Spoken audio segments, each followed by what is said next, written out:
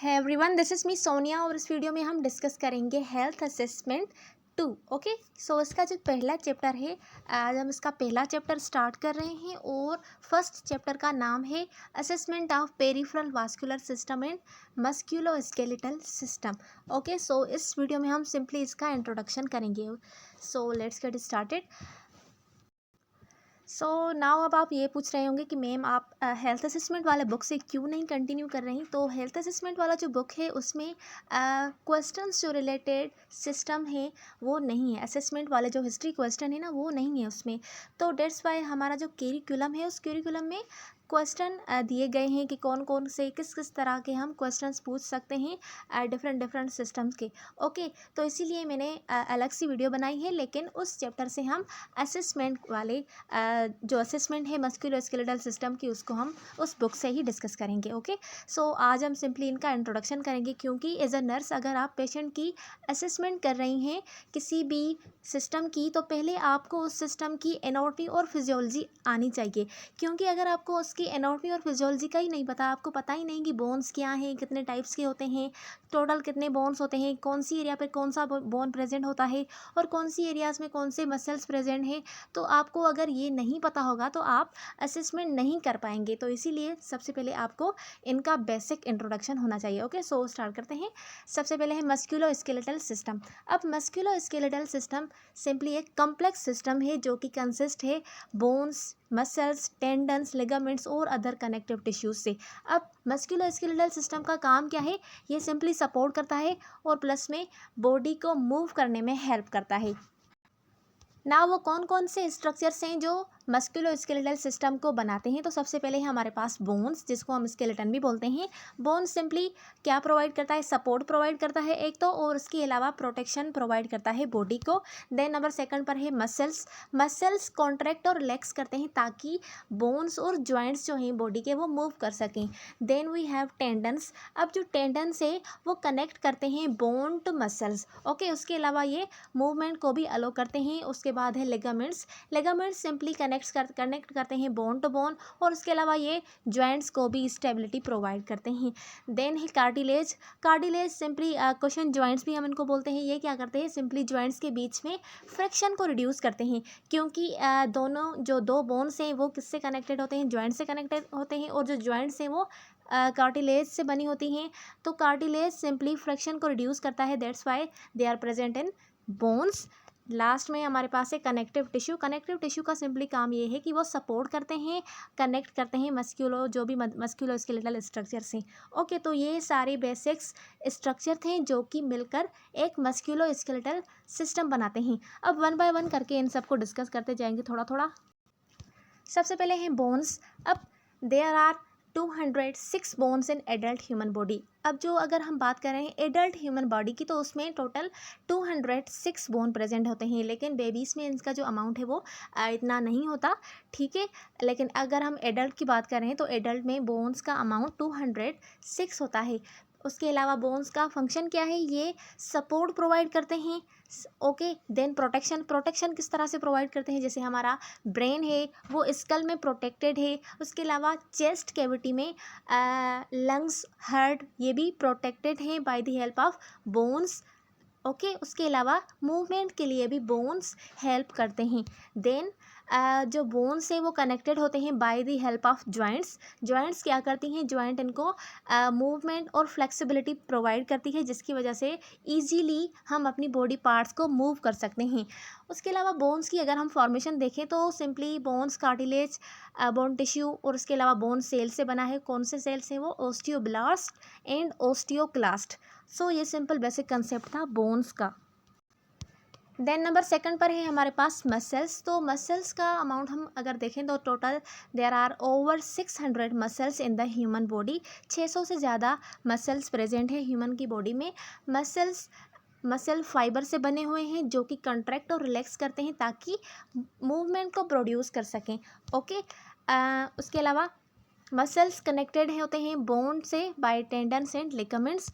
Then muscles जो हैं वो पेयर फॉर्म में वर्क करते हैं, जैसे कि बाइसेप एंड ट्राइसेप। अगर बाइसेप रिलैक्स करेगा तो ट्राइसेप कॉन्ट्रैक्ट करेगा, और अगर बाइसेप कॉन्ट्रैक्ट करेगा तो ट्राइसेप रिलैक्स करेगा। तो इसी तरह से पेयर फॉर्म में मसल्स वर्क करते हैं ताकि मूवमेंट को प्रोड्यूस कर सकें। देन है हमारे पास कार्टिलेज। अब कार्टिलेज को हम ये क्या है, एक फ्लेक्सिबल है एक तो, उसके अलावा ये कनेक्टिव टिश्यू है दैट कशंस जॉइंट्स। ठीक है, जॉइंट्स को ये कशन प्रोवाइड करता है और फ्रिक्शन को रिड्यूस करता है बोन्स के बीच में। और कार्टिलेज सेल से बना है, उनको हम कॉन्ड्रोसाइट्स बोलते हैं। और उसके अलावा कार्टिलेज मैट्रिक्स और कॉन्ड्रोसाइट्स मिलकर कार्टिलेज बनाते हैं। देन कार्टिलेज कौन कौन सी एरिया पर प्रेजेंट है, तो वो है जॉइंट्स, सबसे पहले जॉइंट्स में प्रेजेंट होता है। उसके अलावा ईयर में भी आपने नोट किया होगा, ईयर में भी कार्टिलेज है, नोज में भी कार्टिलेज है, एंड थ्रोट में भी कार्टिलेज है। देन है कनेक्टिव टिश्यू सिंपली ये सपोर्ट करते हैं, प्लस में कनेक्ट करते हैं अदर मस्कुलोस्केलेटल स्ट्रक्चर को। और उसके अलावा ये सेल्स और कुछ एक्स्ट्रा सेलुलर मैट्रिक्स से बने होते हैं। इनके एग्जांपल्स में आ जाते हैं tendons, ligaments, cartilage and bone. तो ये सारे क्या हैं, ये कनेक्टिव टिश्यूज़ हैं जो कि मिलकर मस्कुलोस्केलेटल सिस्टम बना रहे हैं। ओके, तो ये सारे बेसिक स्ट्रक्चर्स थे जिनको हमने वन बाय वन करके डिस्कस कर लिया। नाउ हम देखेंगे इसके फंक्शंस को। फंक्शंस में मस्कुलोस्केलेटल सिस्टम के सबसे पहले ये मूवमेंट और मोबिलिटी प्रोवाइड करते हैं। उसके अलावा ये सपोर्ट करते हैं बॉडी को और उसको स्टेबिलिटी देते हैं। देन ये प्रोटेक्ट करते हैं इंटरनल ऑर्गन्स को, जैसे कि मैंने बोला स्कल ब्रेन को प्रोटेक्ट करता है। और उसके अलावा हार्ट और लंग्स चेस्ट कैविटी में प्रोटेक्टेड है। देन ये हमारे बॉडी के पोस्चर को मेंटेन करते हैं, प्लस में बैलेंस को भी मेंटेन करते हैं और बॉडी टेम्परेचर को भी रेगुलेट करते हैं। लास्ट में इनका जो मेन काम है वो है दे प्रोड्यूस ब्लड सेल्स। ठीक है, बोन मेरो में प्रोडक्शन होती है ब्लड सेल्स की। तो ये सारे कुछ मेन फंक्शंस थे मस्कुलोस्केलेटल सिस्टम के।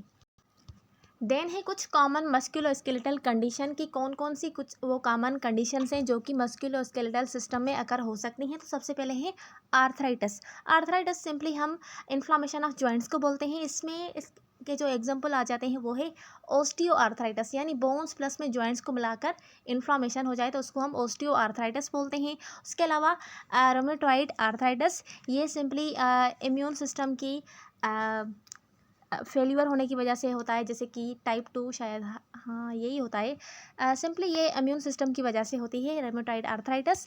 उसके अलावा मस्कुलोस्केलेटल इंजरीज हो गई जिसमें स्प्रेन, स्ट्रेन और फ्रैक्चर्स आ जाते हैं। ठीक है, ये भी कॉमन कंडीशंस हैं। और देन है मस्कुलोस्केलेटल डिसऑर्डर्स। तो डिसऑर्डर्स में टेंडिनाइटिस यानी इन्फ्लामेशन ऑफ टेंडन्स और बुर्साइटिस यानी इन्फ्लामेशन ऑफ बुर्सा। ये बुर्सा एक सेक लाइक स्ट्रक्चर्स होते हैं जो कि मसल्स के बीच में होते हैं। जब हम हेल्थ असेसमेंट में इनकी पिक्चर्स वगैरह देखेंगे तो आपको ये बुर्साएं भी क्लियर हो जाएंगे। ओके, लास्ट में है मस्कुलोस्केलेटल डिजीज़। अब वो कौन सी डिजीज़ है जो मस्कुलोस्केलेटल सिस्टम में हो सकती हैं, तो सबसे पहले है मस्कुलर डिस्ट्रोफी और उसके अलावा ऑस्टियोपोरोसिस का सिंपली मतलब है बोन्स में पोर्स हो जाना या फिर बोन्स ब्रिटल हो जाए, वीक हो जाएं। उससे जो कैल्शियम की डिपोजिशन हुई थी वो अब फिर से जो है ना कैल्शियम निकलने लगे बोन से, तो इसको हम ऑस्टियोपोरोसिस बोलते हैं। तो ये वो सारी कॉमन कंडीशंस थी जो मस्कुलोस्केलेटल सिस्टम में होती हैं। ओके, देन है हमारे पास पेरिफेरल वास्कुलर सिस्टम। अब पेरिफेरल वास्कुलर सिस्टम क्या है? पेरिफेरल वास्कुलर सिस्टम या फिर PVS सिंपली ये रेफर करता है ब्लड वेसल्स को जो कि प्रेजेंट है outside the heart and brain. जो भी ब्लड वेसल्स हार्ट और ब्रेन के अलावा प्रेजेंट हैं उनको हम पेरिफेरल वास्कुलर सिस्टम बोलते हैं। ओके, ये जो ब्लड वेसल्स हैं ये रिस्पॉन्सिबल होती हैं delivering oxygen and nutrients to the body extremities. इसकी सिंपल सी डेफिनेशन ये हो सकती है कि वो ब्लड वेसल्स जो ऑक्सीजन और न्यूट्रिएंट्स को डिलीवर करती है टू द बॉडी एक्सट्रीमिटीज़। अब बॉडी एक्सट्रीमिटीज़ का मतलब क्या है? Arms, legs, hands and feet, ये क्या है? ये बॉडी एक्सट्रीमिटीज़ है। तो जो ब्लड वेसल्स बॉडी एक्सट्रीमिटीज़ तक ब्लड को डिलीवर करे और उससे वापस ले आए हार्ट तक, तो उसको हम सिंपली पेरिफेरल वास्कुलर सिस्टम बोलते हैं।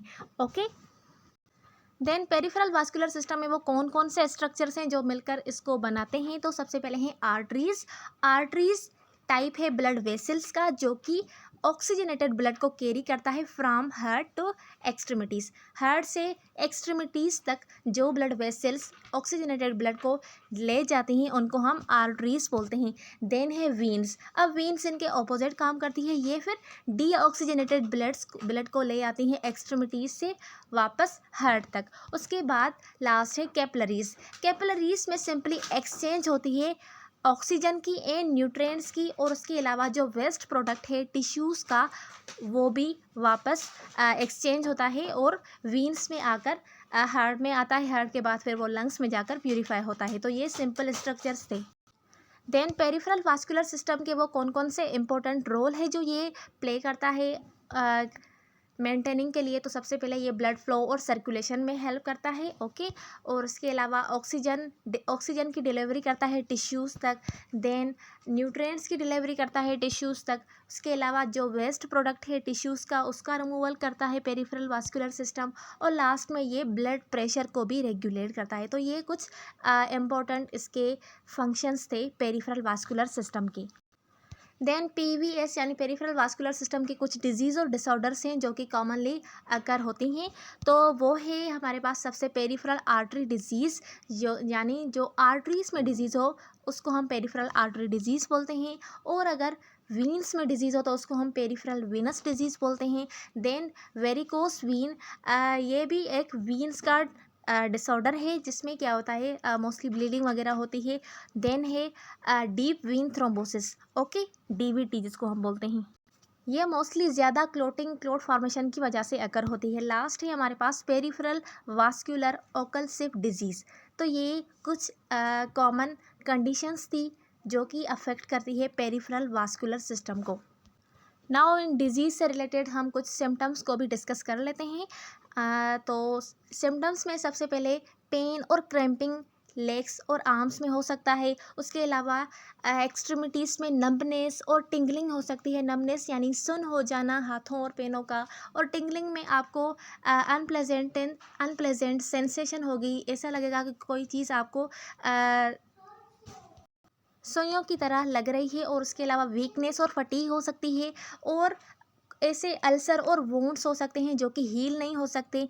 और इसके अलावा लास्ट में डिस्कलरेशन होगी स्किन की और कूलनेस होगी उस स्किन की। So that was the basic concept और introduction of musculoskeletal system and peripheral vascular system. So thanks for watching. Thank you, bye bye.